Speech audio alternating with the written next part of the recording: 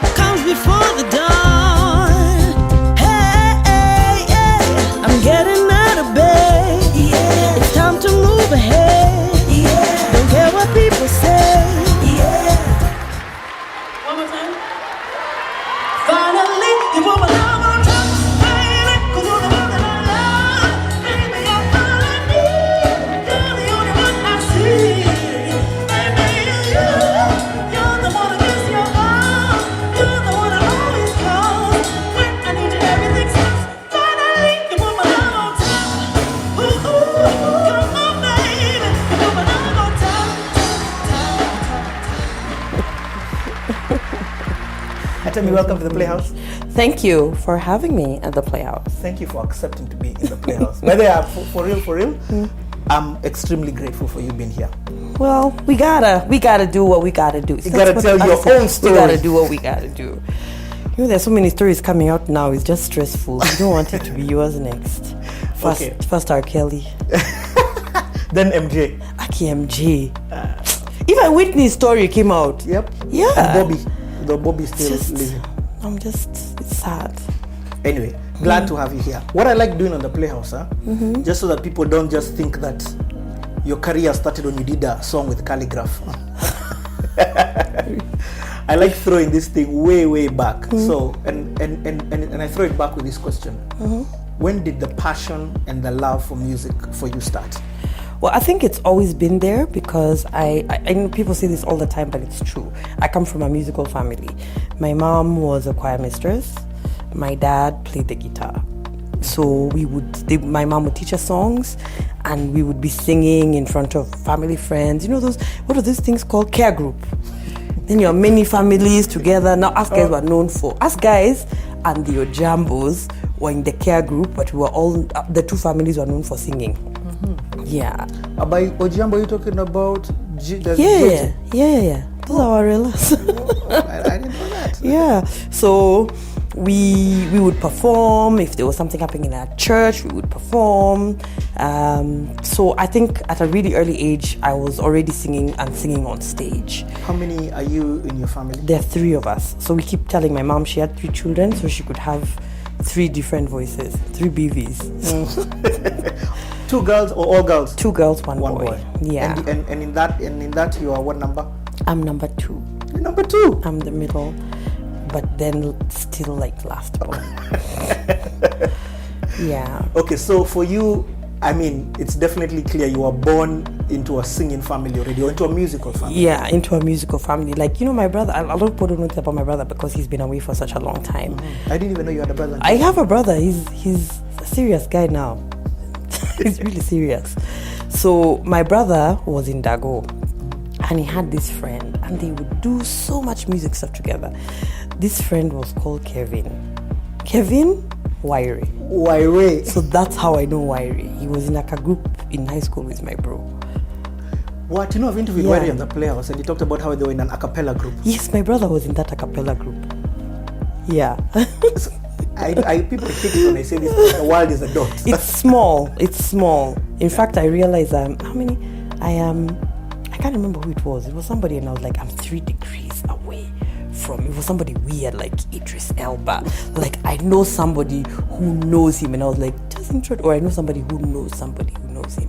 I know someone who knows someone who knows him. Mm-hmm. Yes. It's clicked. No, that's not true. I know Holly Madge, who is a drummer, who's played with him before. Whoa. Okay, we're getting to Holly Madge. Okay, let's go back to you. Mm-hmm. So, high school, okay, primary. Were you doing anything in primary music? Yeah, we were. Where were you in primary? I was in Spartan Village Prep in Michigan, East Lansing. I'm assuming it was called that. I don't know what the school was called, but it was in Michigan, East Lansing. Then when we came back to Kenya, we were taken to Milimani Primary. Were you born in Kenya? I was born in Kenya. Then you moved to the States? Yes, when we were really little, because my father translated the Living Bible into Luya. That's like his life's work. So he took his young family to the States when he was doing his PhD, and that was, I think that's what his PhD was. I hope my mom is not watching. She's like, "You're lying! That's not what it was."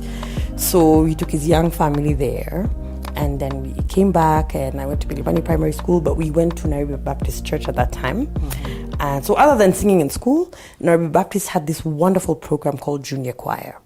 But in the meantime now, as they move away, and we're going to listen to the young people, the very, very young, and now you'll be able to see them back here. They are going to sing about Jesus at this time.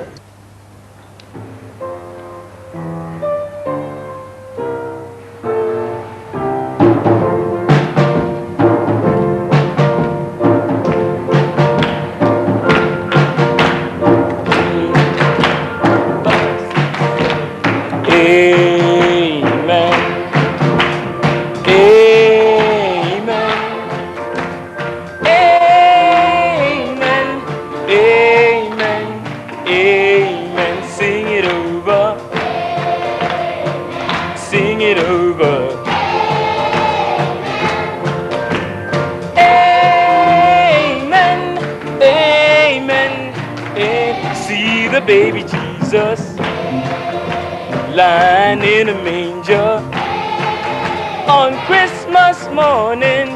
Amen, amen. See Father Joseph. And they would get all these kids together. I remember a rehearsal was on Tuesdays. So Tuesdays after school, we'd go to Nairobi Baptist, and we had like a very serious choir mistress, and she'd teach us songs, like serious songs, and she'd put us in soprano, alto, melody and tenors, and we'd sing. So one fateful day she was like, "Who's going to do this solo?" Like, it's me. That's when we realized, we sing better than other people, because I just thought we all sing the same. Or now you mean you and your siblings? We thought, couldn't everybody there sing in their house in the night? Guys don't, because it was very exciting. My mom would be like, "So when you guys come home from school today, I have a song." What? "I have a new song I'm going to teach you." Oh my God, I can't wait to get home to learn the new song. I thought everybody did it. So when we went to junior choir, it was easy for us. We're used to being taught the parts, and you're taught your part is this, your part is this, your part is this. And my mom was a choir mistress, so choir songs are not straight solfa notation BGVs or parts. They are different. You know how hymns have different parts, where the alto is going is kind of different from where the melody is going. So we kind of had a grasp on this really early. Yeah. So in junior choir, it was like, okay, this is easy. We got it. They don't got it. We got it. So are you guys like in a group? Have you? So what I'm getting from your story is that for real, I've had a couple of people in the Playhouse, and they said I was born with this passion for music. But for you, for real, like from the beginning, the day you can remember. Yeah, we've been singing. We've always been. In fact, the truth is, secretly, I was not the one they expected to be the musician. The piano classes were not given to me. I was not taken. My sister was taken for piano classes and all those things. I think my mom felt that she had I don't know if my mom felt she had a better grasp on it, or if she felt like, well, you are just a crybaby. Can you really make it? Because I used to cry a lot. But I found out, if you ask the next people, a lot of really good singers used to cry a lot when they were young. Yeah. Yeah. Okay. Primary, you're singing again in Nairobi Baptist. Yeah. Where now what happens in high school? high school, I think was the time of innovation, right? Because Where are you in high school now? I was in Pangani. Okay. So in high school, I don't know if the kids these days do these things, but you'd listen to the song and then you just have to make it work, you know? And we had this little girl group called TTBC. I hear someone talked about it recently. Yeah. And what does TTBC stand for? it was thrown together by Christ. Though some used to say them that behave crazily. I was like, I don't know. I don't know about that. So my sister was in that, and this beautiful singer called Julia Ngule. I hear that she still actually is an active singer in Florida with her husband Julia Sana. So she was one of the girls in the group. Danya Masuko. Yes. Danya. Another friend of ours called Christine Ogonji, who is now living in Curacao with her family. And yeah, so All girl group. all girl group. We were in a girl high school. Oh, yes, What yes, else can you yes. do? Though during the holidays, the Linda Kazibwe once put together this group where we sang a couple of songs with other people from, because they were in St. Mary's IB, and obviously they brought in some guys. It was nice, you know. And then we really idolized Five Alive, you know, and they would come to our shows. So what year is this? This is because they were all older than me. So if we maybe 94, because in 94 when we were doing a lot of this stuff, they were already out, and I think I was still in high school. Okay. So I'd come back for holidays, and they'd be like, "So we're doing this show, and Five Alive are coming." I'd be like, "Oh my God." What part of the vocal were you? I would sing melody and soprano sometimes, but Julia was a really, really beautiful high soprano. So I ended up singing the melody most of the time. We'd split leads, but one person who sing most of the leads, let's not name her. Let's not name her too much. It's after a while we were like, even as we can sing lead, talk, what's wrong with you? It was hobby. Yeah. So then I started singing lead, and then they all were, most of them, they were all in Daystar at this point. And, Christine wasn't in Daystar, and Julia had already left for the States. So my sister and Danya and Christine, and they added a fourth, who is someone you might know. She was this girl they met in Daystar called Wendy. Wendy Mbogwa. Yeah. Kanji Mbogwa's wife. Yes. Yeah, in fact, I'm about to go off on a tangent and tell her story. So they were singing in university, and when I came out on holiday, I would sing with them, right? And then I finished school, and my mom was like, "Are you going to Daystar?" And I was like, "There's no Daystar for me. I want to go into the world." And my dad was like, "Yes, send her to USIU. Let her know." So in USIU, I started singing with them less, obviously, because first it was different. You started singing with who? I stopped singing with TTBC. Yes, I didn't sing okay, with I them stopped that singing much. with them, yeah. But in USIU, I started singing with this group called Charisma, which was myself, Natasha Gatabaki, Rose Luta. I can't remember what the other girl was called. I think her name was Penina. Who knows? I can't really remember. And we had dancers, Kinanini Washera. Well, it was nice. This is about 96 now.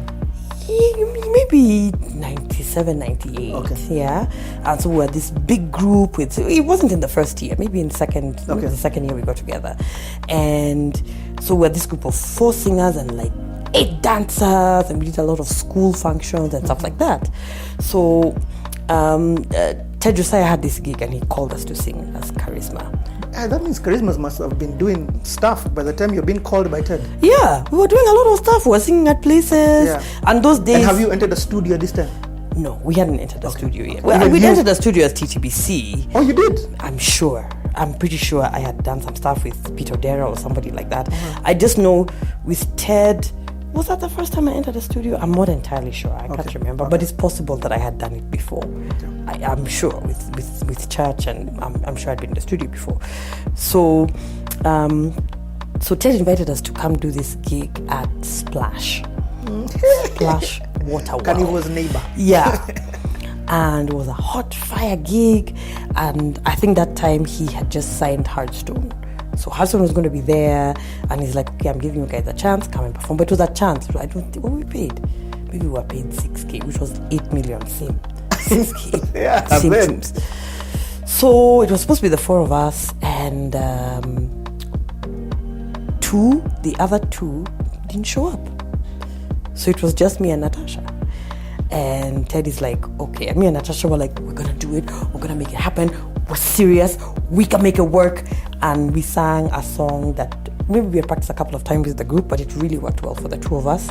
I think that was Tell Me If You Want Me To by Groove Theory. Yeah. And Ted was like, forget those other two. Forget them dancers. You guys can be a group on your own. What are you going to be called? I don't even know how we settled on Intu. But we were like, we were four. I think that was it. Yeah, we were four now where the group has been changed into two, but we're like, but we're just Intu, TU, you know? It felt very clever to us at that point. Yeah.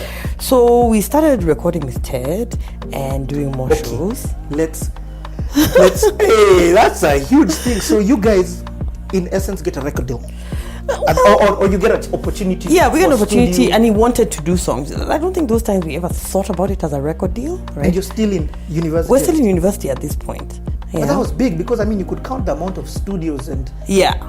And Ted was Ted. I also knew Ted from before because remember Ted was in Heart, which was one of the parent groups at Nairobi Baptist, which had Peter Dera. Yes, which had Peter Dera. So when we were teens, they had heard me sing, and I remember Pete told me something like, "You're gonna be the best singer in Kenya," and I was like, "Wow, so what? You don't know what you're talking about." And people would say things like that, and I'd be like, "Okay, I don't know what you're talking about. I hear other people do this, and everybody's good." I think I just never thought anything of it. Why? Why did I don't know. Think? I don't know. I actually don't know why. I just never thought anything of it. I was like, okay. And also, in high school, I don't know what I wanted to do with my life. I'm like, maybe I want to be a pet veterinarian. Maybe I want to be a dancer. I don't know. I actually know that in university, in high school, I had no idea what I wanted to do. I liked singing, but then also, who was a singer who we could look up to in Africa at that point? So maybe Billy Abel and guys like that, but they were singing a different kind of music that I enjoyed hearing, but I didn't want to sing Lingala. I didn't feel like I need to learn this song. I listened to Mariah Carey. Remember when her Music Box album came out? Yeah. I think I was in Form 2. And that's the album with heroines. Yes. And Anytime You Need a Friend, yep. That album. And I remember that I would volunteer to clean the living room, and my mom would be like, why? I'm like, because I need to cram all these ad-libs. I need to hear how she sings so I can know it exactly, and I can't just be sitting. So let me be the one who cleans the sitting room, because that's where the music system is, and then I would listen to the album top to bottom like 4 or 5 times, cramming every little nuance of what she did. And also, what? So for you, Mariah Carey was the bar. Yeah, Mariah Carey was the bar. There was no reference of Mariah Carey in Kenya. No, there was no reference of Mariah Carey or Whitney. And Whitney Houston. Whitney Houston was big a little early. Yes, I think she came out when I was in primary school, right? But then I remember when The Bodyguard came out. I was like, oh my goodness, I need to learn this. I have nothing. I'll sleep with it. I'll kesha with it. I'll know this song. Everything. Key changes, all of that, because I just wanted to know how to do it.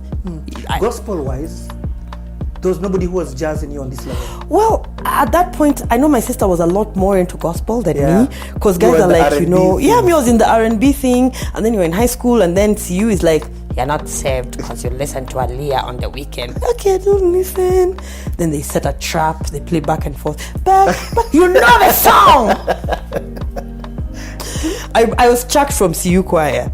Because there was first, our CU choir, I was thinking about it the other day. I was telling my sister, that thing was kind of crazy.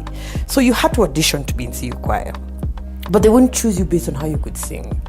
They'll choose you based on whether you could sing and if you were spiritual. So from 1, from 2 I missed. I was like, Missed Joko Kasana. I guess not. Then from 3 they were like, anybody who wants to be in the choir can be in the choir. So we all joined the choir, and that time, you know who was in Form 4 and Form 1? She doesn't remember me, and every time she meets me, she calls me by my sister's name, Esther Wahome.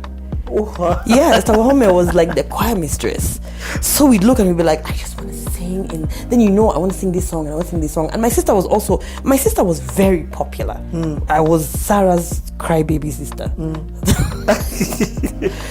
Sarah's sister. And how many years is she older than you? 2. Oh, okay. She's gonna cry. your sister. And I'd be like, I want to cry. So Sarah was very popular, like really, really popular. She was the girl who everybody wanted to know, everybody wanted to hang out with, and we lived near Yaya, so it was perfect. You want to come hang out at somebody's house, you can go see Sarah. Then I'd be the sister for saying, can I come? No. But you have friends, can I come? Don't come downstairs, step stairs. Okay, fine. Okay, come, you can sing the soprano part. So at this point, there were some signature songs that Sarah used to lead in the choir. Yeah. And all I wanted was a chance to sing one of those songs. So that time when they were like, you can all be in the choir, I really practiced the song and I sang that song. And I think the choir mistress, it's so interesting because you meet people now who you knew in high school and you want to, and they're like, we love you so much, and you want to remind them, do you remember what you did? That choir mistress, let me not name her, she knows herself. So she really wanted to sing that song of Sarah, but guys are like, no, let Atemi do it. She said it's so well, it's her sister. I was chucked from choir the next week. What? Yeah, so I meet that chick and she's like, I was so proud of you. And I want to remind her, do you remember you removed me from choir? Because nilikuchoma na kuimba Brother Daniel. The song was called Brother Daniel. Do you remember? Do you remember, Heifer? It's true. There are people who come and claim things. There's this girl who was terrible to me in high school, right? She tells people all the time how tight we are. And I'm like, okay, girl, you do you. Yeah. Anyway. Back to Intu. Yeah. So Intu, so also, in fact, I like what you've done. You've sort of painted the contents. You see, a lot of people meet you not understanding that your background. So, like, for example, what I'm hearing now is that you had seen Ted before. You had seen Pete before. Yeah. You were in that circle of people. Yeah. Well, I was in the circle, but I was still younger. Somebody who can really sing Kid Sister. Oh, I get you know what I mean? Wasn't you who it could wasn't really sing. me. It was your sister. Yeah, so I was the sister of somebody who could really sing, But then she didn't want me to come because I used to cry. It was tiring, You have the kid sister come along, then somebody will say, no, sit there. Then I'll cry. Then I could cry for long hours. It was a gift. I didn't know, just opening my lungs, making me into who I am today. Yeah. So I remember one fateful day, and this is now, so taking you back again. So this is now in high school, and I think I just finished standard 8 and I was in Form 1, and I had these little yellow Bermuda shorts. I loved them so much, and I was like, okay. So I was telling my mom. My mom was a loving, very sympathetic mother, and she'd be like, I know you cry a lot, but she's your sister. Maybe why don't you go and try not to cry today? Yeah. So Sarah had gone to Baptist for this, like, Pete used to put up these beautiful plays, and he'd write songs that we'd never hear again. He'd write songs for the play, we'd do them in the play, that's it. And they were wonderful. In fact, I remember a lot of them. So he had a play, and my sister was in it, and she had like one of the really big roles. So my mom was like, just go for the rehearsal. I was like, she'll be angry. She was like, just go. Because my mom was always, you're such a wonderful singer. She'd teach me my own songs. You learn this song, okay? You yourself. Then we go places and she'd be like, sing My Hands Belong to You. Okay, mom, let's sing this song. So I actually hadn't thought about that until this very second. So I went to the rehearsal, and he was like, Pete is very nice. So he was like, okay, you little sister of Sarah, come and sit here, sing this part. So I started singing, and he's like, hold on. sing it alone. So I sang the part, and he's like, because it was late, they had been practicing for a while. Maybe they were 2 weeks to the concert. So he's like, I can't put you in the concert, but you're going to sing that part, okay? You're going to sing that part in the song. And it had heavyweights of musicians. It had Kavuza. Kavuza was in that play. And my sister and Denya. So now this little girl, Form 1, I don't even know if I'd entered Form 1. It's possible it was the holidays before entering Form 1. Yeah, before entering Form 1. But it was a long holiday, so it must have been a December play. And I got to sing that song. So that's how, and Ted was playing keys. Yes. So that's how they had known there's something. Yeah, this child at some point. So later on when he saw us, he was like, it makes sense. Could we sing then? Now let's go forward. Okay. So so let's talk about, go on. So he wrote us some songs. He wrote us Shivers. Okay, let's start. So now, you connect with Ted. You guys have done this gig at Splash. and then now you go to his studio.